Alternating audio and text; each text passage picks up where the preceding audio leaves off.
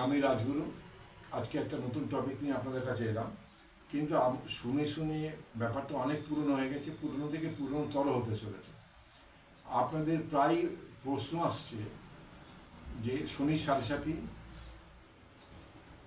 তার ফল কী হবে। অ্যাকচুয়ালি শনির সাড়ে সাথীতে ফল ভালো হয়, খারাপ হয়। শনির সাড়ে সাথী ব্যাপারটিকে বোঝা দরকার।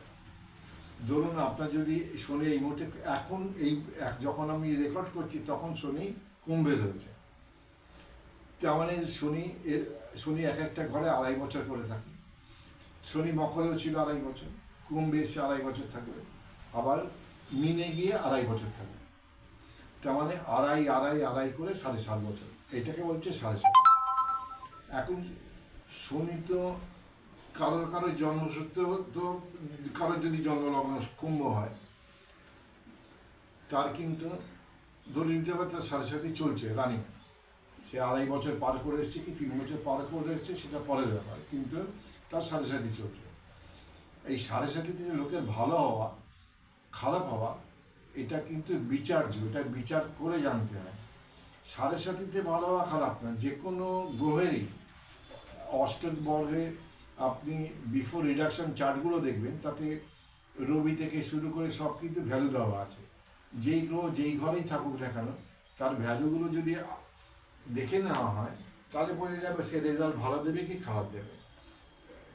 এই মুহূর্তে আমি কুম্ভ লগ্নের ব্যাপারেই বলছি। আমি একজনের চার্ট দেখলাম তার মকরেও রেজাল্ট দেখাচ্ছে 2, কুম্ভেও রেজাল্ট দেখাচ্ছে 2, মিনেও 2। তার মানে কি শরীর সাথে সাথে যারা ভালো ফল পাচ্ছে, এ কি সেই পরিমাণ ভালো ফল পাওয়ার যোগ্য? ঘটনাটা সেখানে নয়। যদি এই 2-এর জায়গায় 5 থাকতো, অবশ্যম্ভাবী তার কাছে এটা রাজ্য। কিন্তু 4 থাকলেও অনেকটা ভালো, 3 থাকলেও মোটামুটি স্ট্যান্ডার্ড, কিন্তু 2 থাকলে তার নানান রকম ডিস্টারবেন্স আসবে। তার এই ডিস্টারবেন্সগুলো ওভারকাম করার জন্য তাকে অনেক কিছু রীতিনীতি মেনে চলতে হবে। আর স্যাটার্ন খুব প্র্যাকটিক্যাল প্ল্যানেট, এ কিন্তু কোনো মিথ্যাকে প্রশ্রয় দেয় না। সেই জায়গাগুলো কারেকশান করা দরকার। কাউকে প্রবঞ্চনা করা, কাউকে প্রতারণা করা, এগুলো স্যাটার্ন কিন্তু ক্ষমা করে না।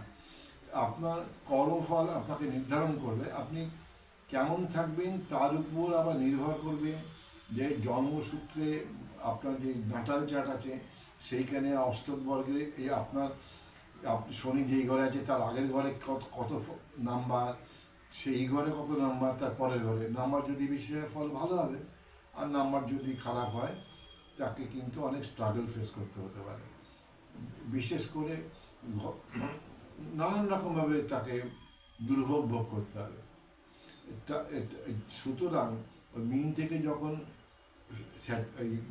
এরপরে মিনে যাবে, মিন থেকে যখন মেসে শিফট করবে স্যাটার্ন নিচে, তখন কিন্তু সে ফল পাওয়া শুরু করবে। এই হচ্ছে শনির সাড়ে সাথীর আর কি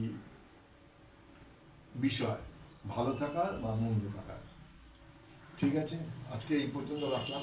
নমস্কার।